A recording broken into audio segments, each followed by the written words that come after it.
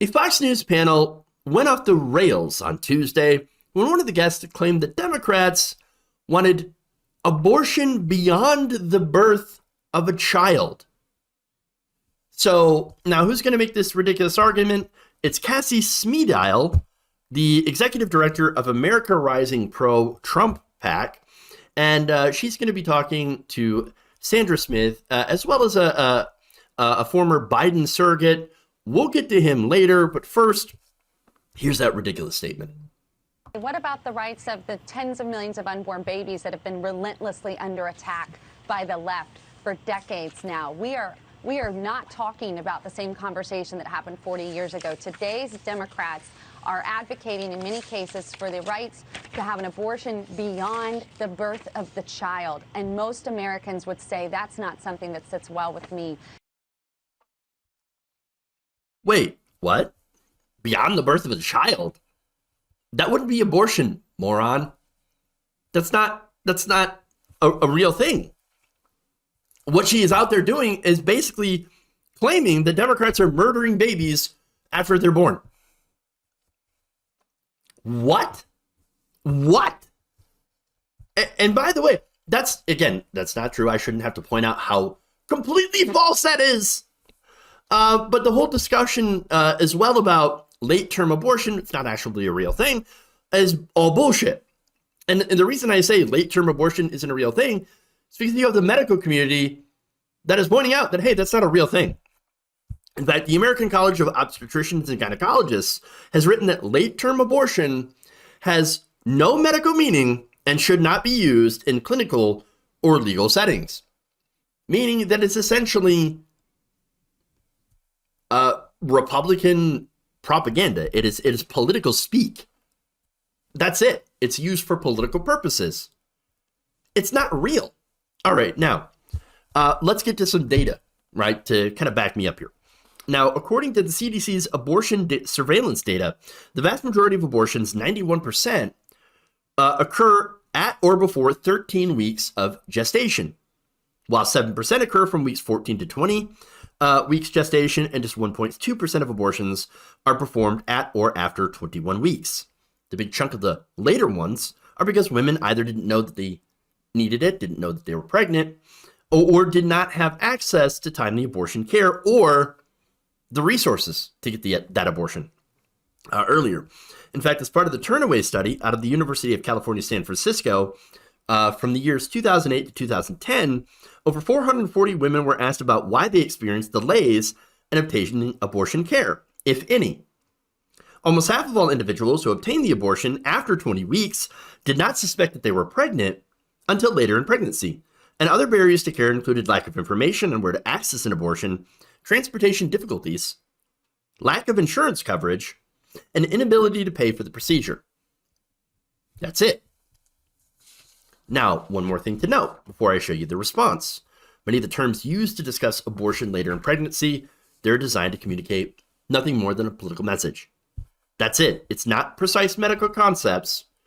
And so whenever we have a discussion, whenever the right wing, whenever you hear this speak about abortions, when they try and attempt to make it about science, understand that they're not using scientific terms. They're not using medical terms. They're using political terms. And that's very important to note. So now let's go to the pushback here. Again, this is a former Biden surrogate. He's going to kind of push back a little bit. Take a look. To Cassie's point, I don't know of any serious leading Democrat, any real elected Democrat that supports abortion for a baby already delivered. That is extreme. That's murder in this country. And no Democrat supports that. I support fundamental limits on abortion in terms of well, which governor supports actual murder of a child delivered? Former governor of Virginia. That was a big scandal you guys Cassie, tried to push under the rug. Which governor? But so that's not true. That's not true. That's not true. Okay, Number well, one, there's a 'cause that's radio actual interview murder. that That's says actual it's murder, so. Cassie. But listen, I think the president and the vast majority of Americans fundamentally support the Roe decision, 50 years, obviously strong, but also support, to Cassie's point, some fundamental limits on abortion. I fundamentally agree with bans on third trimester abortions, when there is a heartbeat, when the fetus can feel pain. So that's where the majority of Americans are in this country. They support Roe, right, we've got to but they leave it there. support some of those limits. I appreciate both of you joining us on the breaking majority news. of today's Democrat Party is. Thank you. Oh, she had to get in that last little dig too, huh? Of course, of course. Look, again, he made all the good points, but he got steamrolled. Still got steamrolled by both, Fox News, that host Sandra Smith, and by Cassie Smedile or whatever. And so, I mean, Democrats, you got to get on the messaging. You got to get better than this. You can't just go like, "Oh no, I actually do agree with you." Yes. Now, let's get to the facts here for one. Okay. So, look, where are the American people? Where's the Democratic Party when it comes to abortion? What do they actually believe? So, I've got some polls. So let's talk about this, right? So, look, this is a public view of abortion. About 60% want it legal in all or most cases. Now, this is surveys conducted by telephone, which missed a lot of people between 1995 and 2005. So, look, again, you can see all that stuff. Generally, support tends to now be around 60 to 70%. All right. So, and that's, again, legal in all or most cases. Now, among Democrats, Democratic voters say, 80% support Roe v. Wade. Now, other polls do show a little bit of nuance. For example, broken down, 26% say they would like to see it remain in place, and I'm saying of all American people, but with a little bit more restrictions added. 21% want to see Roe expanded to establish the right to abortion under any circumstance. So that's not the majority Democratic position. 16% want to keep it the way it is. 14% want to see some of the restrictions allowed under Roe reduced. 13% say that it should be overturned. Broken down by party, 31% say of Democrats say that expand it under any circumstance. So, all right. I don't think it's the Democrats that have the extreme position here. And I'm not even going to say Republicans. Most Republicans also do not have an extreme position on this. 59% of Republicans polled say that they support keeping Roe v. Wade. Now, of course, there are variations. There's nuance here of whether to add a few more restrictions or to remove some restrictions or just to leave it alone. For example, 61% said that they were in favor of a combination of limitations that included allowing abortion in just the first 3 months of pregnancy. 23% only in cases of rape, incest, or to save the life of the woman, or only to save the life of the woman, 9%. And so understand that this conversation is being driven by a very small minority of far-right people.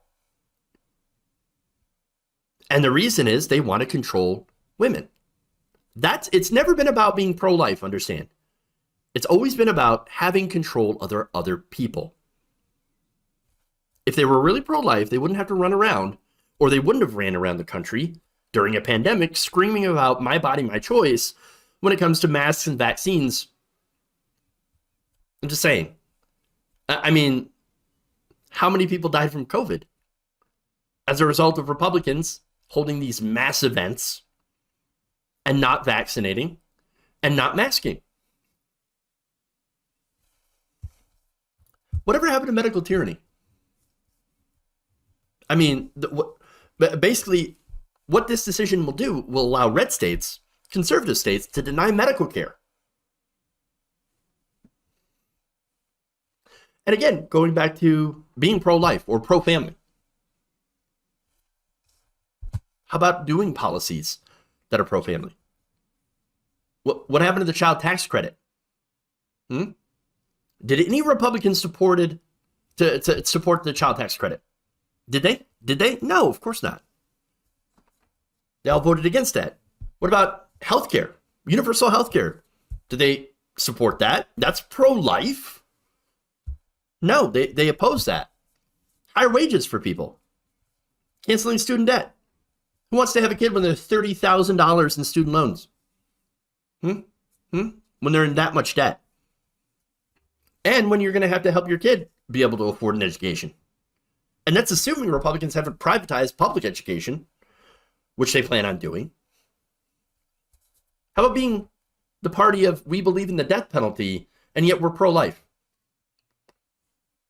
Their entire pro-life argument is based on lies. And when they do not have the truth on their side, they'll make things up. Oh, Democrats, they're the ones that hate children. They're grooming them. That's what they're doing. They're not only grooming children, but they're also sacrificing them to Satan. Okay, but wait a minute. If Democrats are groomers and running a child sex trafficking ring out of the basement of a pizza shop, then why would they also simultaneously support abortion? That would mean no more children or less children to groom. None of this makes any sense. None of this makes any sense. But you don't have to be logically consistent when you're conservative. Not anymore. Maybe there was a time when they were, but not today. Not today. It's lie after horrible lie. In this case, it's all in an effort to control women's bodies and to get votes from religious zealots who've never even read their Bible. Not once. Not a bit.